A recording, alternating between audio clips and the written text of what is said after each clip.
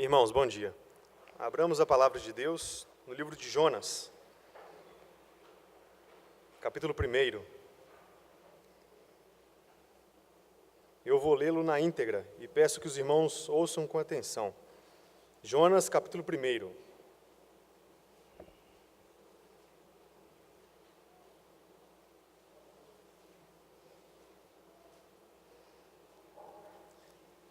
Diz assim a palavra do Senhor. Veio a palavra do Senhor a Jonas, filho de Amitai, dizendo: Dispõe-te, vai à grande cidade de Nínive e clama contra ela, porque a sua malícia subiu até mim. Jonas se dispôs, mas para fugir da presença do Senhor, para Tarsis, e tendo descido a Jope, achou um navio que ia para Tarsis, pagou, pois, a sua passagem e embarcou nele, para ir com eles para Tarsis, para longe da presença do Senhor. Mas o Senhor lançou sobre o mar um forte vento, e fez-se no mar uma grande tempestade, e o navio estava a ponto de se despedaçar. Então, os marinheiros, cheios de medo, clamavam cada um ao seu Deus, e lançavam ao mar a carga que estava no navio, para o aliviarem do peso dela. Jonas, porém, havia descido ao porão e se deitado, e dormia profundamente. Chegou-se a ele o mestre do navio, e lhe disse: Que se passa contigo? Agarrado no sono? Levanta-te, invoca o teu Deus. Talvez, assim, esse Deus se lembre de nós, para que não pereçamos. E diziam uns aos outros: Vinde e lancemos sortes, para que saibamos por causa de quem nos sobreveio este mal. E lançaram sortes, e a sorte caiu sobre Jonas. Então lhe disseram: Declara-nos agora, por causa de quem nos sobreveio este mal, que ocupação é a tua? De onde vens? Qual a tua terra? E de que povo és tu? Ele lhes respondeu: Sou hebreu, e temo ao Senhor, o Deus do céu, que fez o mar e a terra. Então, os homens ficaram possuídos de grande temor e lhe disseram: Que é isto que fizeste? Pois sabiam os homens que ele fugia da presença do Senhor, porque ele o havia declarado. Disseram-lhe: Que te faremos para que o mar se nos acalme? Porque o mar se ia tornando cada vez mais tempestuoso. Respondeu-lhes: Tomai-me e lançai-me ao mar, e o mar se aquietará, porque eu sei que por minha causa vos sobreveio esta grande tempestade.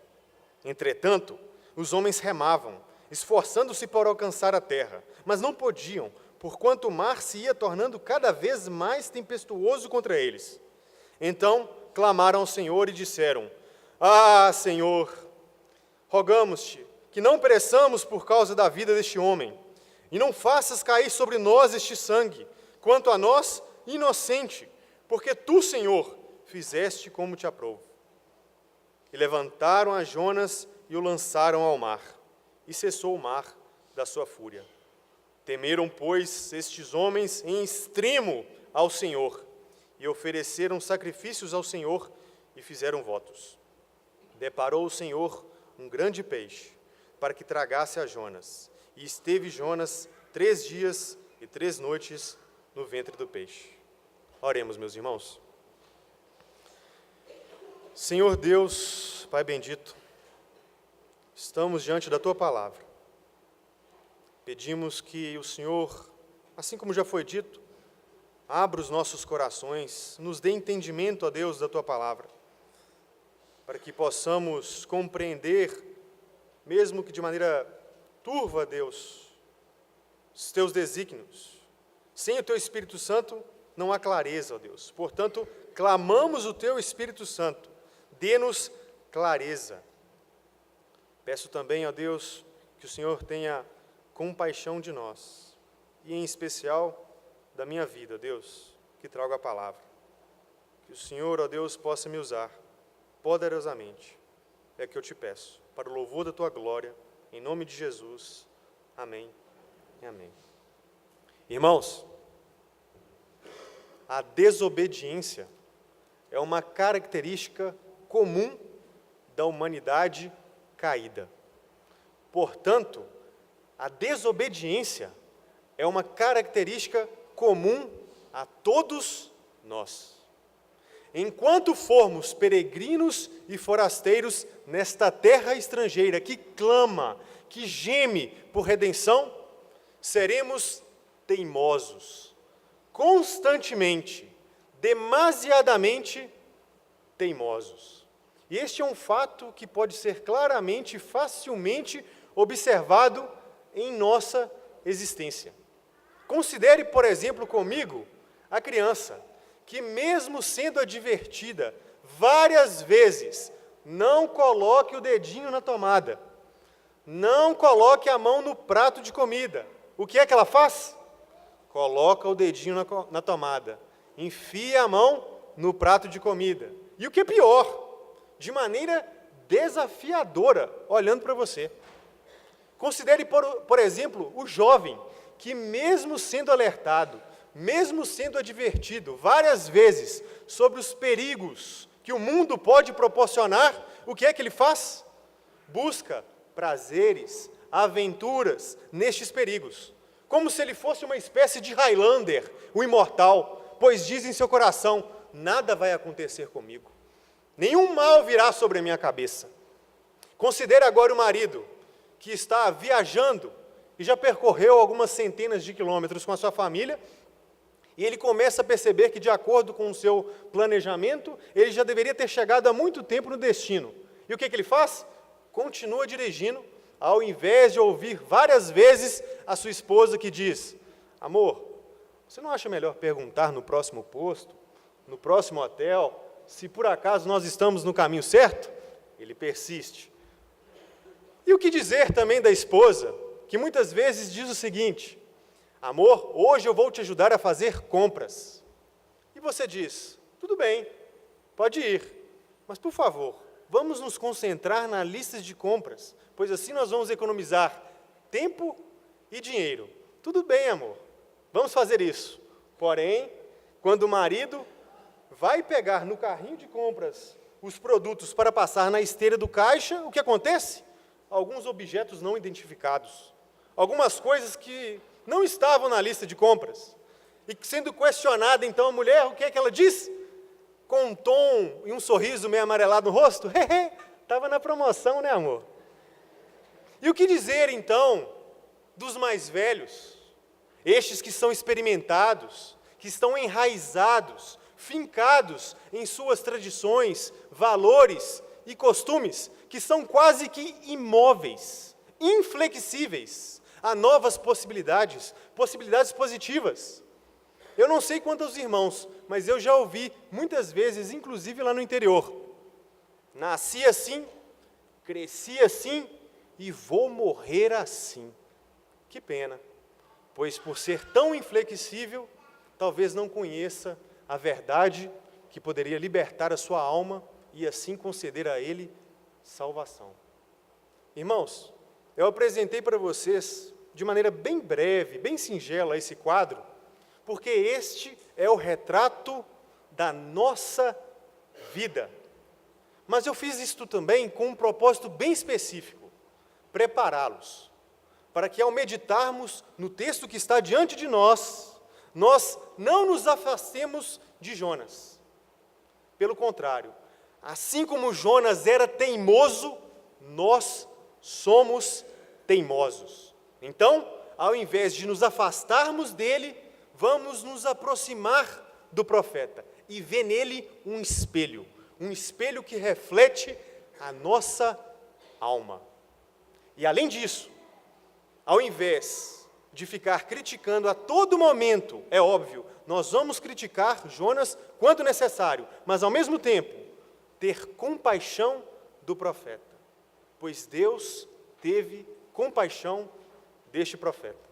Então, antes de nós entrarmos no texto, eu quero fazer, de maneira breve, uma consideração sobre a palavra compaixão, pois a teimosia, a desobediência está em alguns pontos, ou melhor, em boa parte deste livro, mas a compaixão pode ser encontrada por todo o livro, do início ao fim. A compaixão, meus irmãos, muitas vezes é definida como uma espécie de um tipo de sentimento, onde eu me coloco no lugar do outro, onde eu compartilho o sofrimento ou a tragédia de outra pessoa. Quem já teve a oportunidade de ler a obra poética de Aristóteles, sabe muito bem que para uma boa tragédia grega, você precisa ter um elemento fundamental, que é produzir no público, na plateia, a compaixão. A compaixão pelo herói que sofre. Agora, olha que interessante. Quando nós analisamos as Sagradas Escrituras, existe uma outra palavra que está sempre intimamente relacionada com a compaixão. E que palavra é esta? Misericórdia. Olha que interessante. Êxodo capítulo 33, versículo de número 19. No final desse verso, o Senhor diz: terei misericórdia de quem eu quiser ter misericórdia, e terei compaixão de quem eu quiser ter compaixão. Muitas vezes nós olhamos para esse versículo e achamos que são duas ideias separadas e distintas. Mas muitos estudiosos têm um pensamento contrário. Driver, por exemplo, um estudioso do Antigo Testamento, ele vai dizer que, na verdade, nós temos aqui um recurso linguístico utilizado pelos hebreus, chamado pelos estudiosos de hoje em dia de idem per idem, que significa igual por igual. O que isso quer dizer? Nós temos duas declarações que expressam, na verdade, uma só ideia, porém ela é apresentada através de sinônimos. Ora, então, o Senhor utiliza-se da palavra misericórdia, ora, utiliza-se da palavra compaixão. No texto específico, eu irei me compadecer, assim ele diz. E olha que interessante também, uma outra passagem para nós considerarmos. Evangelho segundo a narrativa de Mateus, capítulo de número 18, versículo de número 33. Nós lemos agora há pouco, e foi até, mais uma vez, repetido pelo reverendo.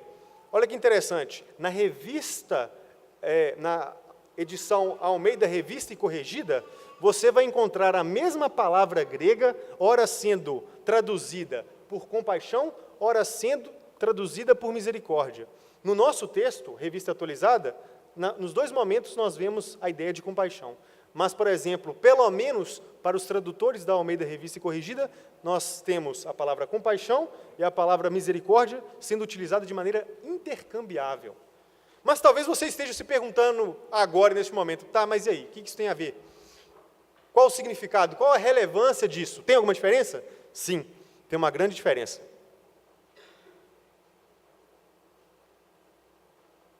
Vamos voltar mais uma vez para o exemplo da tragédia grega. Na tragédia grega, boa parte da plateia tinha compaixão do herói, da tragédia do herói, porque eles acreditavam que ele não merecia passar por aquela situação. Só que quando nós olhamos para o mundo através da lente das Escrituras, todos nós merecemos algo pior que a tragédia. Todos nós merecemos o inferno. É isso que nós merecemos. Então, quando Deus se utiliza de sua compaixão para conosco, a misericórdia sempre está associada, porque Ele não age segundo as nossas transgressões, mas conforme sua misericórdia e conforme a sua compaixão. Para os gregos, muitas vezes, aquele homem era sem pecado. Todos nós nascemos, fomos concebidos no pecado. Então, onde há misericórdia da parte de Deus, a compaixão da parte de Deus. Estas coisas nas Sagradas Escrituras estão associadas. Decidi, então, prepará-los para que vocês, então, ao olharem para o profeta, ao olharem para o livro de Jonas, pensem nisso.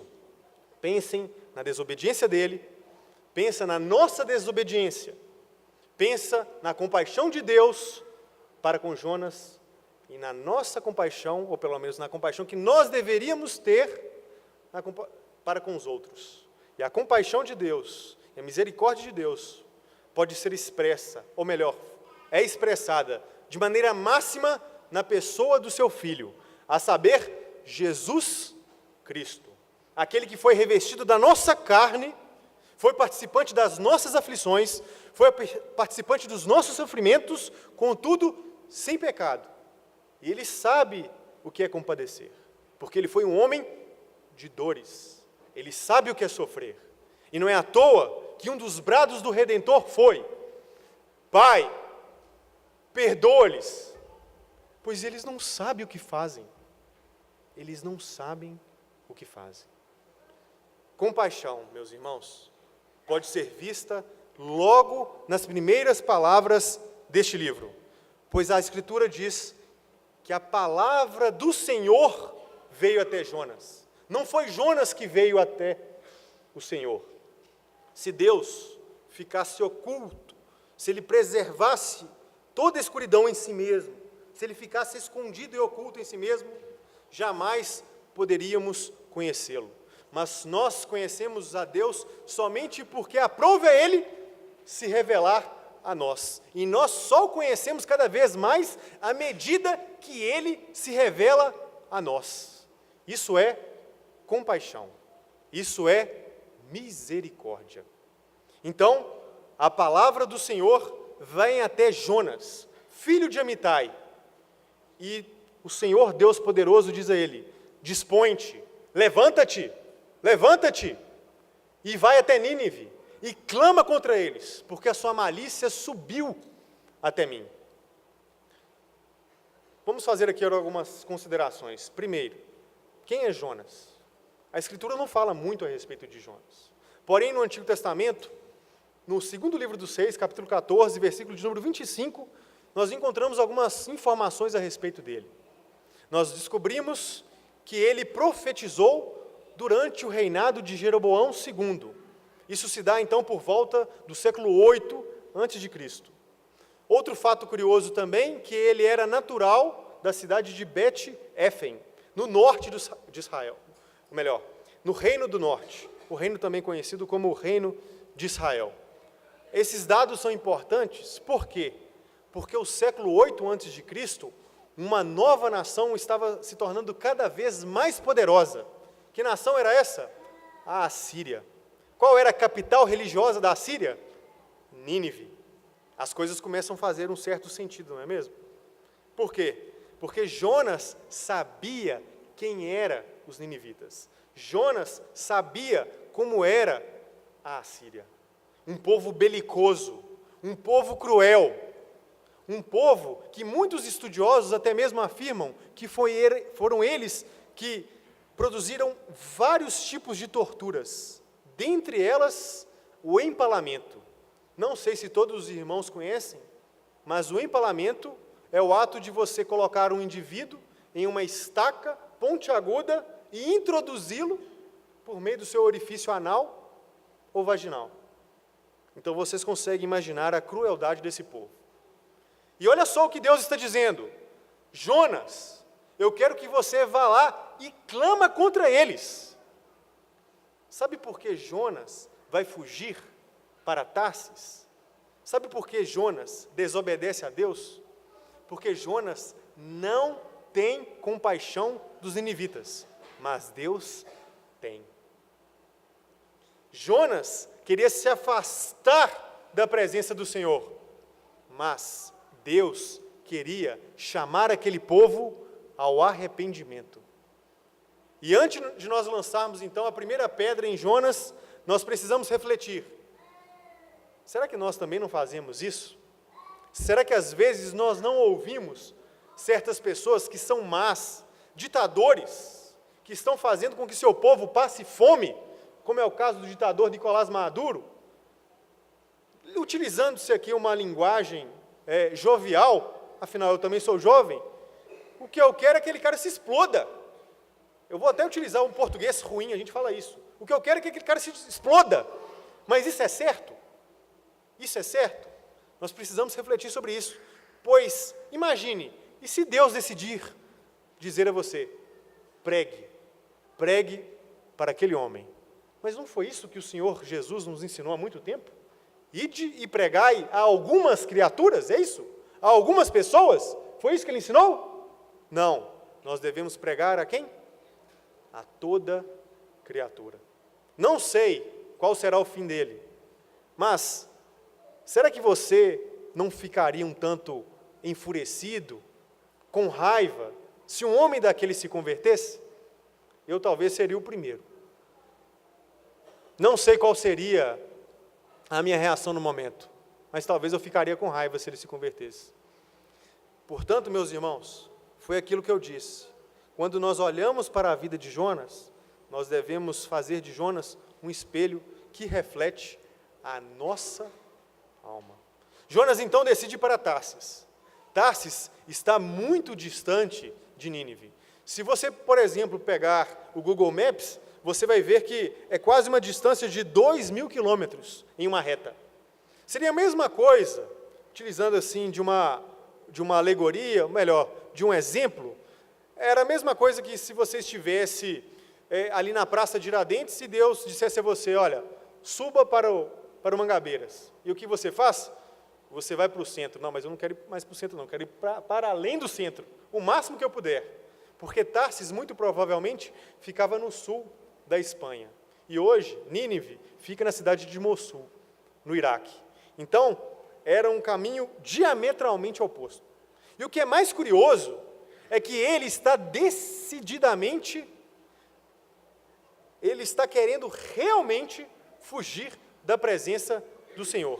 Porque se você perceber, ele sai da sua cidade, ele desce até Jope, uma cidade portuária, ele paga a sua passagem, ele encontra um navio que está indo para Tarsis, ele paga a sua passagem e embarca.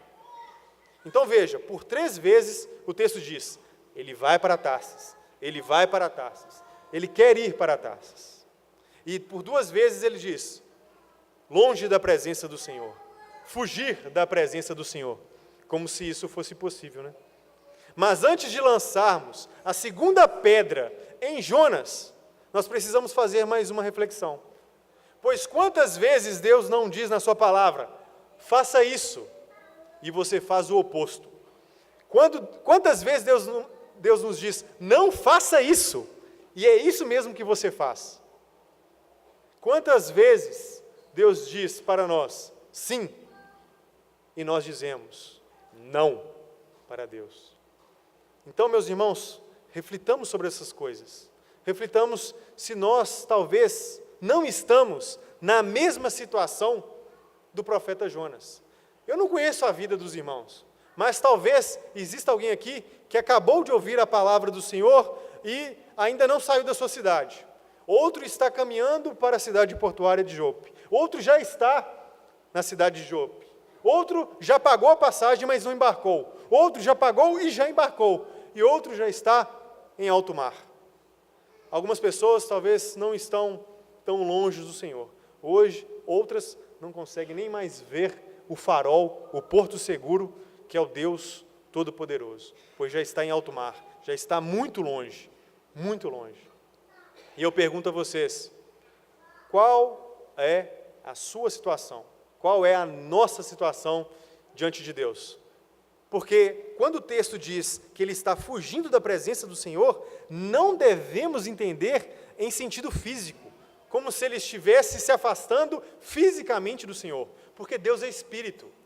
Quando então há nestas passagens para longe da presença do Senhor, para fugir da presença do Senhor, ele está tratando em termos relacionais, tanto para com Jonas quanto para conosco.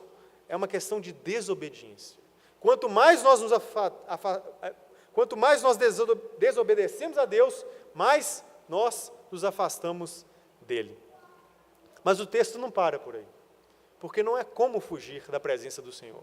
O salmista diz, olha, se eu buscar a minha cama, se eu fazer a minha cama, no mais profundo abismo, tu está lá. Se eu disser, escuridão, venha sobre mim, me esconda, o que vai acontecer? Para Deus, a sombra e a luz são as mesmas coisas, e Ele vai ver você lá. Se você diz, eu vou subir no mais altos céus, eu vou tomar as asas da alvorada, e me contenho então nos confins dos mares, Deus está lá, não há como fugir da sua presença. Portanto, você que está fugindo da presença do Senhor, hoje, não faça isso, porque é impossível. Abrace-o, agarre-o com todas as suas forças e se esconda debaixo da sombra do Onipotente. Somente ali você encontrará segurança. É só ali que você pode encontrar uma eterna misericórdia, uma eterna compaixão. Então o que o Senhor faz? O Senhor envia um forte vento que causa uma grande tempestade. E aquela não é qualquer tempestade, pois até mesmo os marinheiros ficam estupefatos, assustados, assombrados, cheios de temor por causa daquela tempestade. Eles vão pegar algumas cargas e vão jogar fora para poder aliviar o peso da embarcação. Cada um começa a clamar o seu Deus. E o que é que acontece? Jonas está deitado no porão, dormindo. E não dormindo de qualquer maneira, dormindo profundamente. Irmãos, reflitamos mais um pouco, antes de atirarmos a terceira pedra em Jonas. Vamos refletir um pouco mais sobre isso. Quantas vezes Deus nos está alertando com tempestades, dizendo, não faça isso. E nós estamos dormindo profundamente. E quantas vezes Deus não se utiliza, até mesmo de ímpios, ou até mesmo de pregadores, e diz, ei, acorda, agarrado no sono, levanta, clama a seu Deus. O que você está fazendo aí? Levanta. Deixa eu contextualizar isso aqui para vocês. Ei, acorda, para de trair a sua esposa, para de fazer sexo antes do casamento. O que você está fazendo ali, às 3 horas da manhã, assistindo naquela TV ou naquela internet? Acorda, acorda. Você pensa que Deus não está vendo sua sonegação? Você pensa que Deus não está vendo os seus erros mais ocultos? Acorda, saia deste sono profundo espiritual. É isso que ele está dizendo. Isso serve para nós. E nós precisamos acordar então. Mas veja, meus irmãos, como Deus tem compaixão de nós, pois é através da sua providência que Ele se utiliza de instrumentos, pessoas, para nos acordar, não para nos destruir, mas para nós voltarmos para a presença dEle. Deus é um Deus soberano, todo-poderoso. E veja, Ele se utiliza de uma tempestade, e como nós vamos ver na continuidade dos versículos, Deus se vai utilizar da sorte para aproximar Jonas da sua presença. É dito que os marinheiros começam a jogar sorte para ver quem é que era responsável por tudo aquilo. E a sorte é lançada. E a sorte cai sobre quem? Sobre Jonas. Provérbios 16, 33. Nós jogamos a sorte no regaço, nas pernas. Mas da onde que procede toda a decisão? Do Senhor. Até mesmo em um lançar de dados, a decisão procede do Senhor. Spurgeon há muito tempo disse que aquelas partículas de poeira que entram na luz, que entram através de um feixe de luz na sua janela, que estão se movimentando, cada uma delas só estão ali por causa da vontade e do sustento de Deus. Deus controla todas as coisas, e no contexto em particular, está controlando, está fazendo com que o universo conspire em favor de Jonas. Para o quê? Para que ele possa voltar para os braços do Redentor. Para que ele possa, sim, ser obediente à vontade de Deus. A sorte, então, cai sobre Jonas. Deixa eu beber um pouquinho de água antes aqui.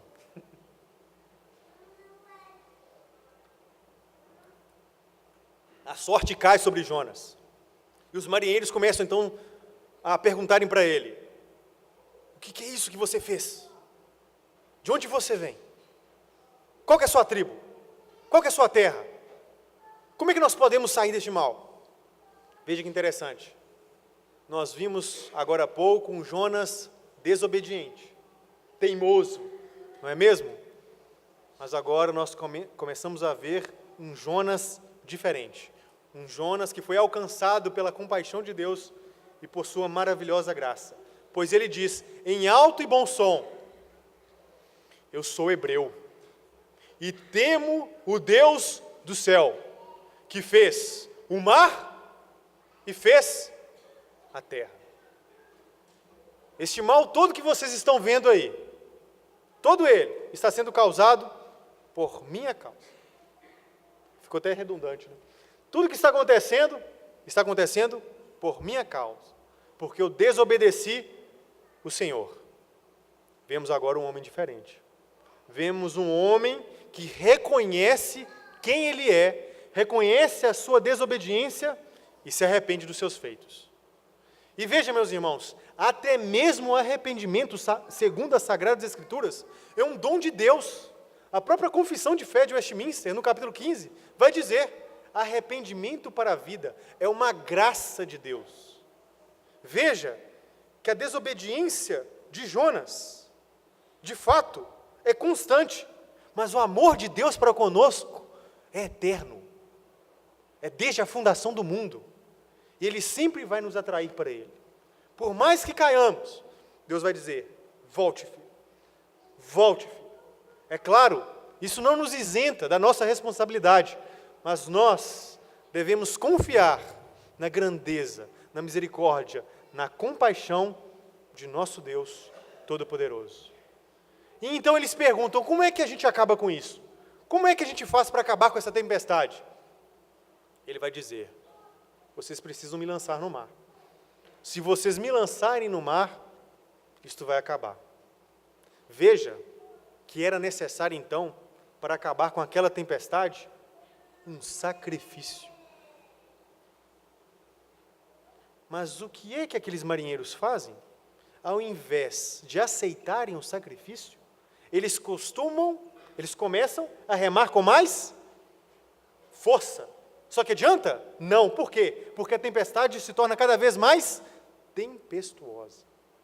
Vamos fazer mais uma reflexão? Quantos são aqueles que não aceitam o sacrifício de nosso Senhor Jesus Cristo?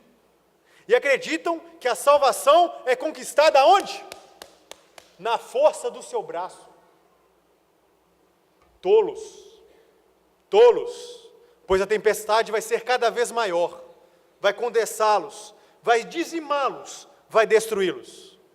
Eu não sei qual é o seu pensamento a respeito de salvação, mas saiba que você não coopera de maneira alguma para isso. A obra do Espírito Santo em sua vida é unilateral, monergística. Somente um age, você apenas responde. E só responde porque Deus tem misericórdia de você, porque Deus tem compaixão de você. Não é porque você é bom, porque a Escritura diz que não há nenhum bom, não há ninguém que faça o bem, nenhum sequer, todos se extraviaram e se fizeram inúteis, ninguém busca Deus. Se você acha que vai alcançar a salvação, assim como os marinheiros estavam buscando salvação, o que resta para você é uma tempestade eterna. Nada mais do que isso. Nada mais. Portanto, você precisa reconhecer quem é o seu Salvador. E assim como Jonas, então, deveria ser sacrificado, Cristo Jesus, nosso Senhor, foi crucificado para a nossa redenção, para a remissão dos nossos pecados.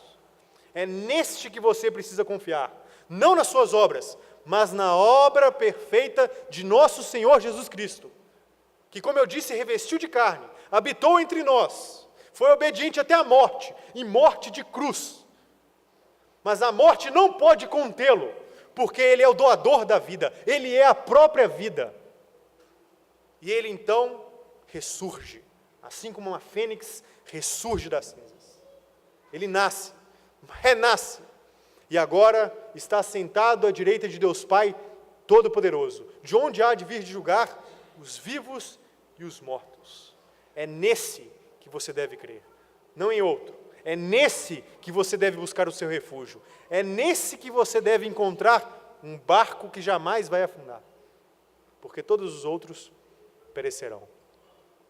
Continuando o texto, é curioso notar que os marinheiros percebem que não adianta remar, porque a tempestade se torna cada vez mais forte.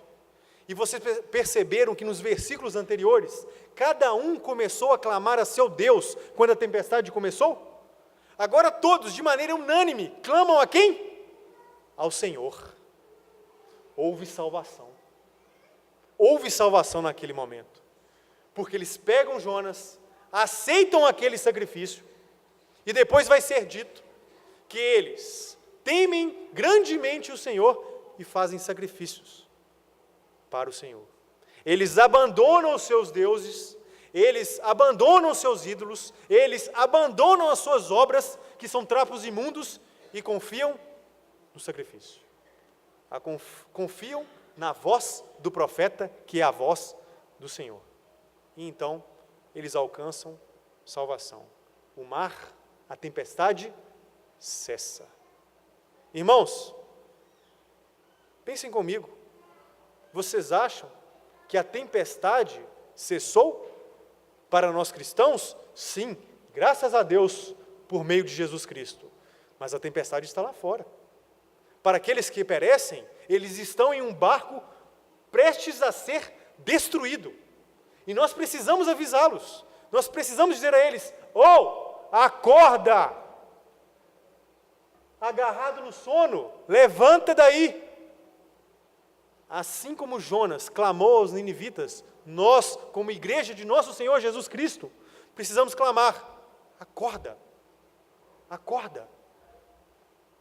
Converta-se! Saia dessa vida.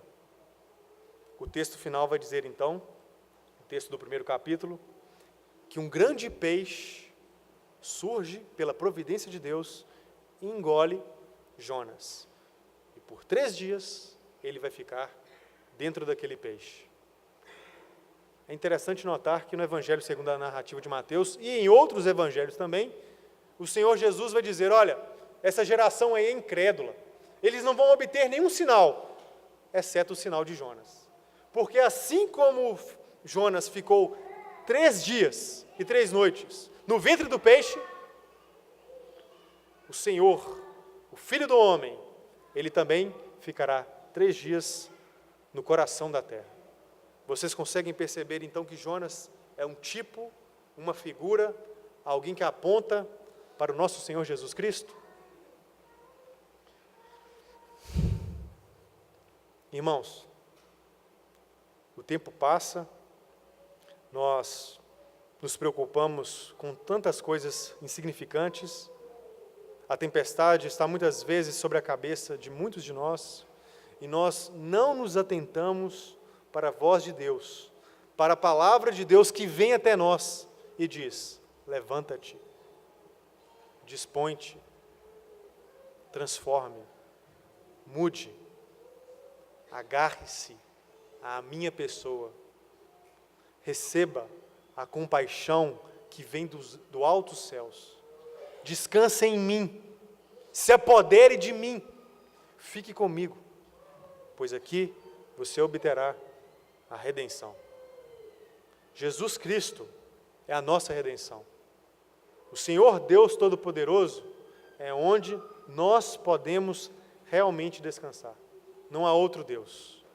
E o que é mais interessante e maravilhoso, e se houver outras oportunidades de continuarmos o livro de Jonas, a Escritura diz: a Deus pertence a salvação.